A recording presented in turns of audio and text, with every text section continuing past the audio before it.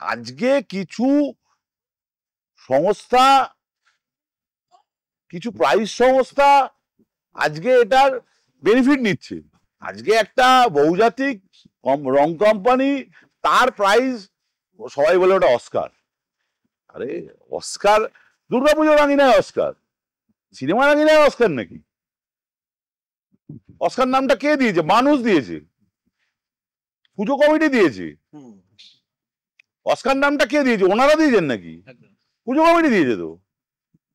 তো উনি পুজো কমিটিদের, উনি যদি সঠিক বিচার না করেন দিনের পর দিন, বছরের পর বছর, তাহলে ওনার এই যে অস্কার ট্যাগটা থাকবে কি? তথাকথিত ট্যাগ। আপনার কেন মনে হচ্ছে যে ওনারা বিচার ঠিক মতন? আপনারা দেখুন, মানুষ বলছে, বছরের পর বছর বলছে।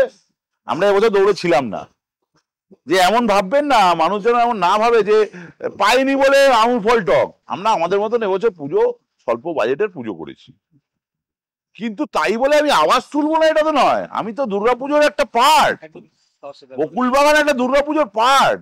একটা 99 বছরের পুজো, আমাদের পুজোকে বাদ দিয়ে কলকাতার দুর্গাপুজো হয় না, আমাদের ইতিহাসকে বাদ দিয়ে কলকাতার দুর্গাপুজো হয় না। একটা দায়িত্ব নিয়ে বলছি, অন ক্যামেরা দায়িত্ব নিয়ে বলছি। আমি দায়িত্ব নিয়ে বলছি। আমাদের বকুলবাগানের সকল সভ্য বৃন্দর তরফ থেকে, আমাদের যারা সিনিয়র, যারা আমাদের খাতে এই ব্যাটনটা তুলে দিয়েছে যে এই আমাদের ট্র্যাডিশন, সেইটাকে রেখে পুজো করো, আগামী দিনও করো। ব্যতিক্রম কিছু কিছু বছর হয়েছে, আমাদেরও হয়েছে ব্যতিক্রম কিছু বছর।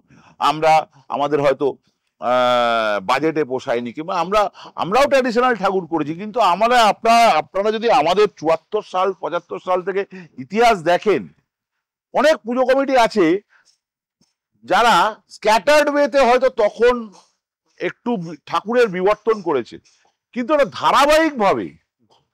ধারাবাহিকতা আমরাই রেখেছি।